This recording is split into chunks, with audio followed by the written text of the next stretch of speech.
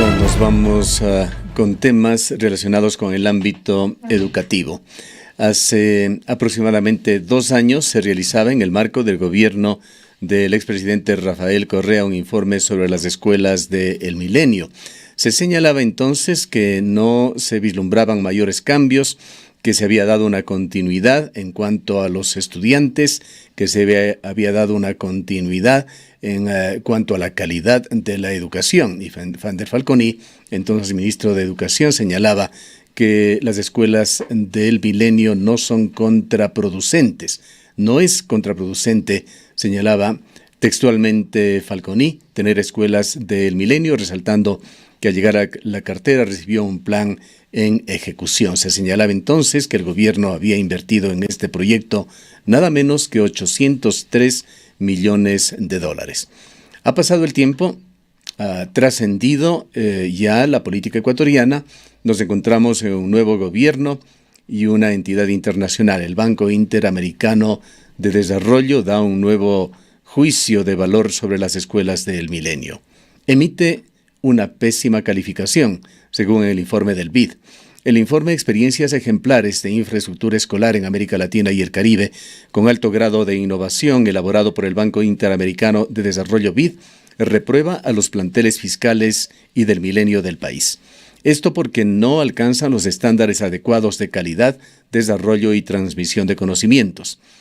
Las peor evaluadas en modelo de aprendizaje, uso óptimo de la infraestructura y resultados académicos son las escuelas del Milenio, cuyo costo durante la última década, según este reportaje, son $500 millones.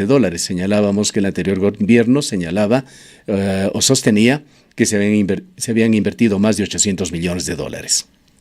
Un ejemplo de esto, dice el BID, es la primera escuela del Milenio en Sumbawa, inaugurada en 2008, pero que en la actualidad es de las peores en cuanto a resultados y rendimiento de las 3 instituciones educativas que funcionan en esa parroquia de Cotopaxi. Lo mismo ha ocurrido con los colegios réplica como la Unidad Educativa 24 de Mayo en Quito, Vicente Rocafuerte en Guayaquil, Unidad Educativa Manta o Nicolás Infante en Quevedo.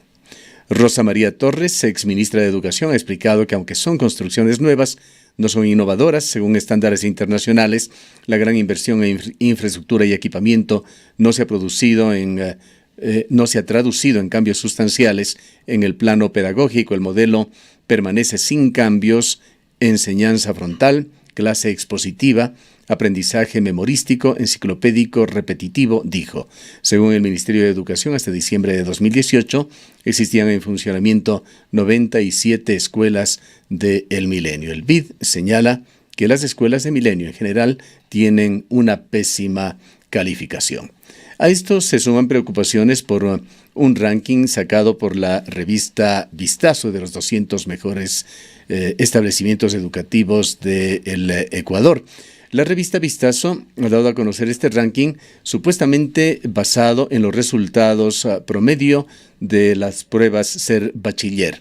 Los establecimientos que se encuentran entre los primeros 10 pertenecen a la provincia de Los Ríos, en Mocache, a Bolívar en Guaranda, a la parroquia Sucre en Manabí, a la ciudad de Riobamba en Chimborazo, a Mocache en la provincia de Los Ríos, el quinto lugar nuevamente, a la provincia Sucre en Manabí, Salcedo en Cotopaxi, Quevedo en Los Ríos, La Libertad en Santa Elena, Milagro en Guayas. Varios padres de familia y estudiantes han exteriorizado su sorpresa de no ver establecimientos educativos ni del sector público ni del sector privado ubicados en los mejores lugares de este ranking, y vamos a hablar sobre estos temas, las escuelas del Milenio y estos rankings que se han publicado y que han generado inquietud y controversia en la opinión pública, con el licenciado Cristian Cobos, quien es coordinador zonal 6 del Ministerio de Educación, y el magíster Gustavo Sánchez, director distrital del sector norte en Cuenca. Bienvenido, licenciado Cobos. Empecemos por las escuelas del Milenio. ¿Qué le dice a usted este comentario, que más que comentario es un análisis de carácter cualitativo y cuantitativo que ha hecho una institución de prestigio internacional, el Banco Interamericano de Desarrollo? Muy buenos días, estimado Gustavo. Buenos días a todos los amigos que nos escuchan en esta prestigiosa medio de comunicación. En efecto, pues escucharle a usted llama a la reflexión en el sentido del altísimo situación preocupante que se encuentra el sistema educativo. Justamente a raíz del tema de esa inclusión o esa construcción de las diferentes unidades del milenio, que la mayoría, lamentablemente, por una falta de planificación, han hecho que varios niños, que varias familias tengan que primero trasladarse por muchas horas para poder llegar a su destino, generando temas de inseguridad bastante graves, generando temas de preocupación constante en el traslado pues, de nuestros educandos. Totalmente la cotidianidad en los sectores rurales. Por supuesto, y la alegría completamente se fue de esas mallas, de esas redes, porque el niño en la escuela, el niño en las instituciones educativas es síntoma de alegría. Es por eso que el gobierno nacional, a través del Ministerio de Educación, generan un gran acuerdo nacional por la educación y se ve la prioridad de reaperturar escuelas a nivel de todas las comunidades rurales en el país. Este año nosotros estamos sistematizados para que 1000 escuelas posiblemente sean reaperturadas. El primer requisito es pues que nosotros podamos contar con la petición de la comunidad. Segundo, pues que el ministerio dé las garantías de que podamos tener esa facilidad y ese acceso a través de el profesor o el docente que nosotros coloquemos en esa institución educativa y así garantizar que el sistema como tal llegue a todos los rincones. ¿Cuántas escuelitas rurales se han rehabilitado en el Azuay? Recordamos que cuando este tema salió a la luz, cuando se le nombró al ministro Luna y él dio sus primeras opiniones, expresiones, anuncios, el presidente de la República dijo de inmediato se reabrirán las escuelas en los sectores rurales. ¿Cuántas se han abierto en el Azuay? En el Azuay en este año se han reaperturado 6 instituciones educativas, como Zona 6 en Cañar 1 y en Morona Santiago 7. Tenemos hasta el momento 18 solicitudes más por parte de las comunidades. Entonces nosotros tenemos una proyección y aspiramos que en este año podamos reaperturar 68 instituciones educativas a nivel de la zona 6. Para esto pues tenemos el presupuesto, el financiamiento del caso. Aproximadamente está en una valoración el reaperturar una escuelita de entre 30 a 50 mil dólares. Cada una de ellas son bidocentes o unidocentes. Hay que tomar en cuenta que a nivel del país el 51% de instituciones educativas son unidocentes y bidocentes. Y acá no deja de ser la excepción. Es otro tema, ¿no? En el cual hay que profundizar, pero el tiempo no nos va a ser suficiente. Pero en todo caso, entendemos, será materia sin duda en este medio de comunicación de otro diálogo. En todo caso, se sigue en este proceso y la pregunta que continúa es ¿qué pasa con las escuelas del milenio? ¿Van a quedar como unos elefantes blancos? No, las escuelas del milenio tienen que ser repotenciadas en el ámbito académico. Sobre todo, estamos buscando las posibilidades de que estos se conviertan en bachilleratos técnicos, sobre todo en las partes rurales. Creemos que al convertirlos en estos bachilleratos técnicos a nivel agronómico, industrial, podríamos también dinamizar y mejorar la calidad de vida de nuestros chicos, porque hay que entender también que es altísimo el grado de falta de vinculación o de inserción ya en el ámbito académico superior.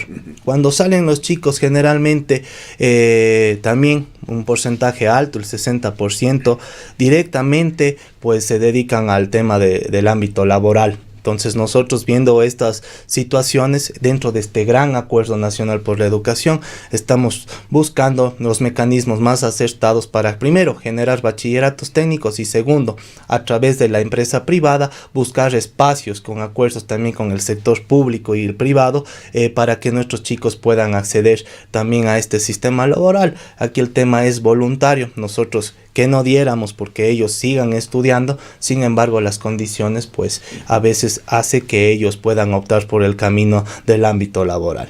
Antes de ir con el señor director distrital Cuenca Norte en educación, el señor Gustavo Sánchez, licenciado Cobos, ¿qué tipo de pensamiento se le cruza a usted al conocer de que por lo menos $500 millones, esa es la cifra que señala el BID, y en el peor de los casos, diríamos, más de $800 millones, como señalaba Fander Falconi, se habrían invertido en las escuelas del milenio para tener los resultados de los cuales estamos hablando?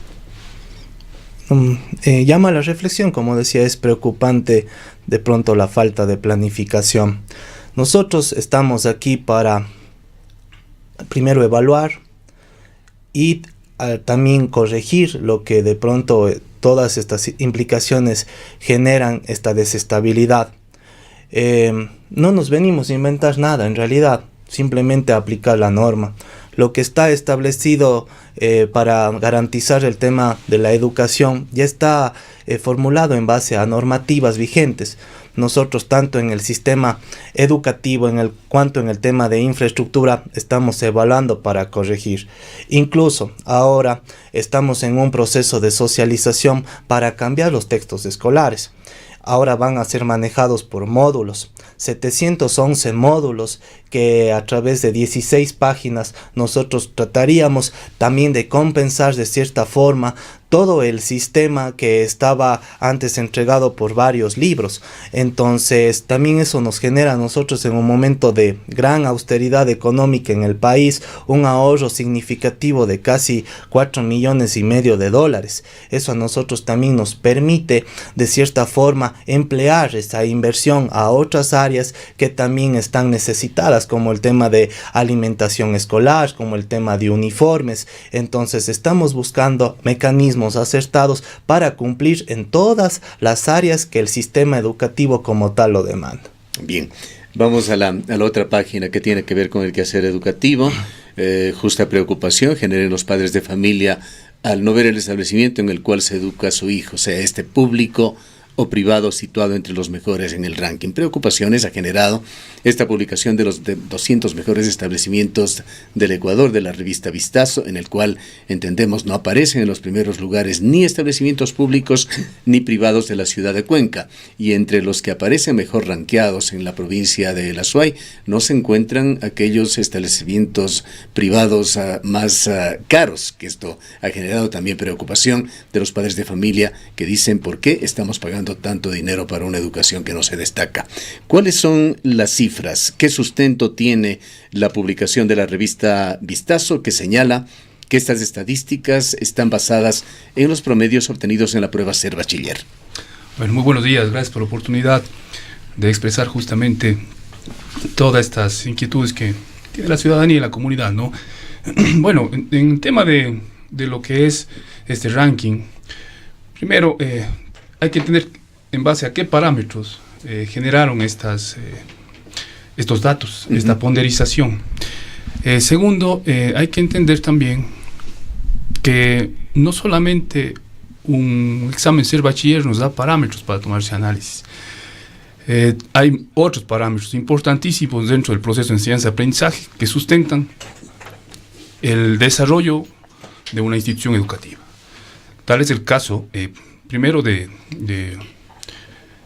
cuántos estudiantes ingresan a la universidad, por ejemplo, en el tema privados. Hay que tomar en cuenta también qué clase de modelos educativos tienen, cuáles son los proyectos innovadores que han generado. ¿Puede irnos dando paralelamente respuestas a estas inquietudes? ¿Qué es lo que se tiene en la contraparte? Por ejemplo, en este tema que está también de gran actualidad, porque se están tomando exámenes de ingresos a las universidades. ¿Cómo están los colegios de Cuenca en cuanto a tener éxito en que sus estudiantes puedan pasar estos filtros para acceder a la universidad? A ver, dentro de la norma, los directivos de las instituciones educativas tienen que generar estrategias internas para poder fortalecer los conocimientos de los estudiantes para que enfrenten este examen. Estas estrategias están canalizadas primero en el refuerzo académico, es decir, hay instituciones educativas que han optado por fortalecer conocimientos los días sábados, por ejemplo, durante 4 meses. Otras instituciones han decidido cambiar o fortalecer dentro de los currículos de estas asignaturas básicas, introducir lo que son contenidos para enfrentar este examen. Entonces, van fortaleciendo, ¿sí? Esa es la norma, justamente les da para que no significa esto, sin de ninguna manera quitar valor a estos esfuerzos extras que se hagan, pero no significa esto una distorsión en el sistema, pues todos los establecimientos, tengan o no estas iniciativas, deberían ser evaluados en las mismas condiciones. Ahora, el tema del ser bachiller justamente es un tema que es de una alta preocupación para el Ministerio de Educación. Justamente la semana anterior estuvimos con el señor ministro y se planteó, hay que cambiar currículos, hay que articular entre la universidad y el bachillerato. Hay que tener un perfil de bachiller que justamente se articule y tenga las condiciones óptimas para ingresar a un propedéutico de la universidad, por ejemplo. Entonces, ahí es donde tenemos que ir vinculándonos y donde estamos trabajando. ¿Se han detectado esas falencias? Claro que sí, pero justamente para eso estamos. ¿Puede hablarnos algo de indicadores, licenciado Cobos, Magister Sánchez, perdón? ¿Puede hablarnos algo de indicadores, de datos, de cifras, de nombres de establecimientos que de una u de otra manera estén demostrando de que efectivamente estas estadísticas publicadas por Vistazo no son correctas y que sí hay establecimientos, ya sea públicos o privados, de calidad en la ciudad de Cuenca y en la provincia de La Suay? Claro que sí. También salió un ranking de las 100 mejores instituciones dentro de la provincia. Y como le decía, hay otros parámetros que son las auditorías. Nosotros como ministerio tenemos el programa de asesoría y de auditoría educativa. Las auditorías nos presentan indicadores y resultados en base a una semaforización, verde, amarillo y rojo. Las que están en verde hablamos que tienen de un 70% a un 100% de cumplimiento con todos los procesos, tanto académicos. En el proceso global de evaluación. Exacto. Y la amarilla que va desde el 40% al 70%, y la roja obviamente bajo el 40%. ¿Por qué no se publican estos resultados? A ver, estos resultados primeramente son resultados que nos sirven para tener un diagnóstico. La auditoría da un diagnóstico. Por ejemplo, le voy a dar un ejemplo, una educativa donde yo trabajaba, no voy a dar el nombre, pero sacó 89%, que estaba dentro del verde. Sin embargo, necesito realizar planes de mejora. Entonces ahí viene el trabajo de la unidad de asesoría. Auditoría evalúa, diagnostica, asesoría genera los planes de mejora conjuntamente con el directivo y luego se realiza una auditoría de seguimiento específica ya en donde hubo las falencias. Y al final, pues, hacemos una de seguimiento en donde... La pregunta, le insisto, Magister Sánchez, ¿es posible conocer estos datos? Consideramos personalmente que es un derecho de los estudiantes, un derecho de los padres de familia de saber, más allá de el enorme valor que sin duda tiene estos diagnósticos para justamente establecer correctivos. A ver, dentro de las instituciones educativas privadas, el 90% de instituciones auditadas tiene en verde, ¿sí? en estas auditorías. En cuanto a los instituciones educativas públicas, hablamos que de un 55% tienen color verde. ¿Sí? El resto está entre amarillo y rojo. Pero le insisto, se pueden conocer los rankings con nombres, con identidad. Creo que es muy importante este tema. Pongámonos en el plano de un padre de familia, que posiblemente usted también lo es. A mí me interesa saber a dónde está yendo mi hijo, qué clase de educación está obteniendo, qué posibilidades existen extras en el espectro. Bueno, en el tema privado conocemos las instituciones educativas emblemáticas. No voy a permitir dar nombres, definitivamente. Ese ranking de Vistazo es clarísimo, le pone a la unidad educativa Pasos, me parece, en primer lugar, luego va Kennedy, y las 10 primeras son privadas. La primera pública que tenemos es el Benigno Malo, ¿sí? Que son emblemáticas. Caso de Rinda Toral, caso de la Manuela Garaycoa. Entonces, estas instituciones grandes son las que son las más apetecidas por los padres de familia, y sí, son las que funcionan mejor al ser emblemáticas, vamos a ser claros. Y las que también brindamos atención académica. ¿Por qué razón? Porque tienen una población alta de estudiantes. Entonces tenemos que justamente también velar por la calidad y calidez de la educación que brindan estas instituciones. Sin embargo, también hay instituciones pequeñas que brindan esa calidad y calidez de educación, que también están con altos estándares, por ejemplo, en temas de auditoría, en temas de servicios educativos. Tal es el caso, por ejemplo, de la institución educativa que recién visitamos, es de Cazadores de los Ríos, por ejemplo, que queda por la establecimiento público. Tenemos nuestra familia, en la zona de Machángara, nuestra familia, por ejemplo, institución educativa pequeña, que brinda servicios de calidad y calidez excelentes. Tenemos la Unidad Educativa Borja, bueno, que es una conocida que también sacó un ranking de auditoría bastante alto.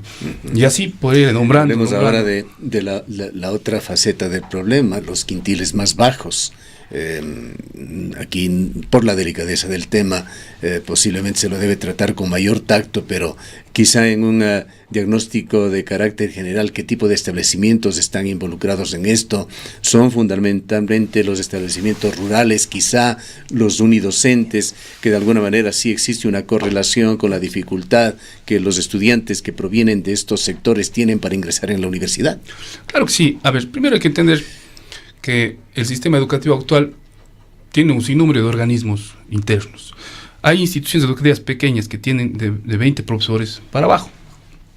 Es decir, aquí el maestro tiene que ser de la junta académica, del consejo ejecutivo, es director de área, además de eso es secretario de una junta de curso, además es de una comisión, etcétera. Y sí, también es profesor. Entonces es una serie de actividades. Un gran generalista en su labor de maestro. Que de alguna manera esto impide a que se cumplan ciertos procesos ya administrativos.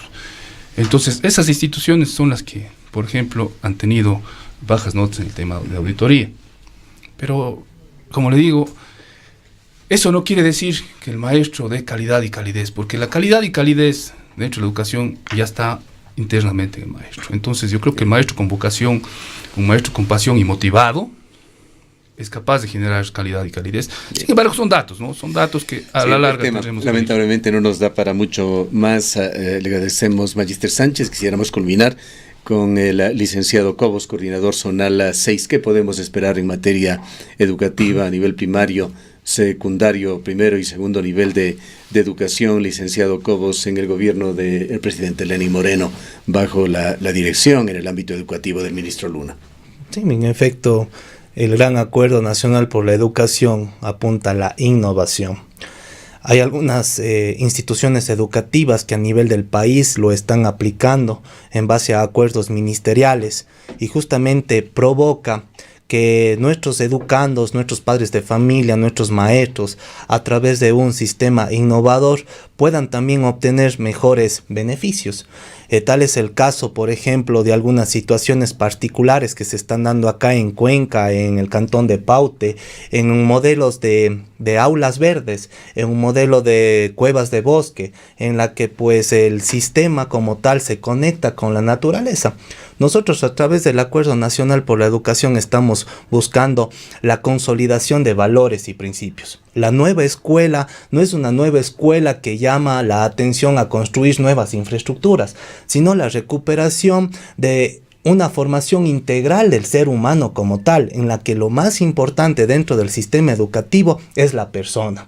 La persona como el niño. Que anteriormente, hace muchos años, estaban dentro del currículum como lógica y ética, o materias que tienen que ver con principios, con valores, se están introduciendo nuevamente los pensos. En efecto, es importantísimo porque vemos sobre todo que no se está aplicando, estamos en una época en la que el conocimiento ya está dado, en la que la tecnología avanza a grandes escalas, pero nos estamos olvidando del saber ser, que es lo más importante. ¿Y cómo evitar, con esto tenemos que concluir lamentablemente, Magíster Cobos, cómo evitar ese surfismo exhibido por los estudiantes hoy en día, comenzando por los millennials que tienen ya, posiblemente están fuera del ámbito educativo de los niveles en los cuales estamos hablando, pero que se replica de alguna manera en las generaciones más jóvenes, ese conocimiento superficial, utilizando las redes sociales, en los cuales se demuestra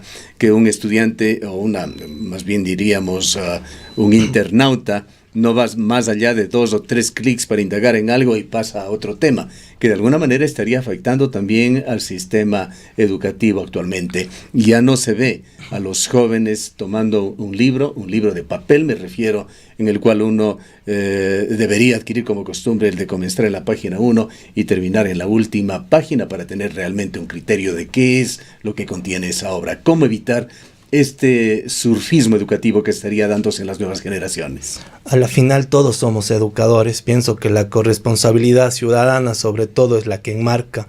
La educación comienza en casa, la educación comienza con nuestros padres, con nuestros hermanos. Todos podemos transmitir de cierta forma indicadores que nos permitan hacer mejores personas. Este surfismo se da por esa decadencia de valores, de principios, falta de ética, falta de moralidad en la que todos nos convertimos víctimas. Hay un problema en la lectura de los ecuatorianos. Las estadísticas dicen que los ecuatorianos en promedio leemos medio libro al año, cuando hay países con tradición literaria como México o Argentina, en donde se promedia 5 al año. Por supuesto que sí. Sin embargo, también aplaudimos los grandes esfuerzos que hacen las instituciones públicas y privadas. Hace poco estuvimos compartiendo en una prestigiosa unidad educativa acá en la ciudad de Cuenca, en la que inauguraban su nueva biblioteca, y pues en aplicativo a las nuevas, en la Universidad de la SUAY, a la Asunción, que inauguraron, y con modelos innovadores, porque también ya se están aplicando sistemas digitales. Es importantísimo ver cómo ellos fomentan el tema de la lectura.